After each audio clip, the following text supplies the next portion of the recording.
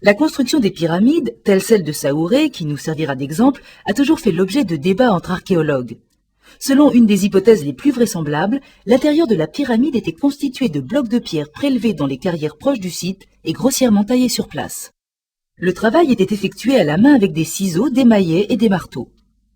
Ces blocs, pesant entre 2 et 50 tonnes, étaient ensuite acheminés sur des traîneaux qu'on faisait glisser sur des rondins et une couche de limon constamment arrosée d'eau.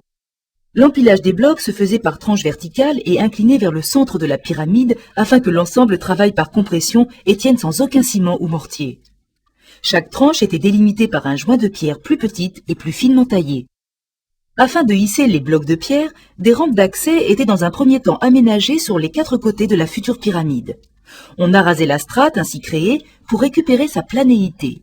Pour ce faire, on utilisait le fil à plomb. Dès la deuxième strate, et afin d'éviter des rampes d'accès d'une longueur démesurée, on montait autour de la pyramide des échafaudages de briques permettant l'établissement de rampes d'accès secondaires et latérales.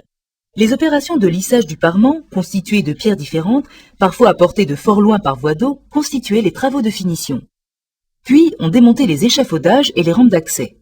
Le chemin reliant la pyramide au Nil était souvent aménagé en temple.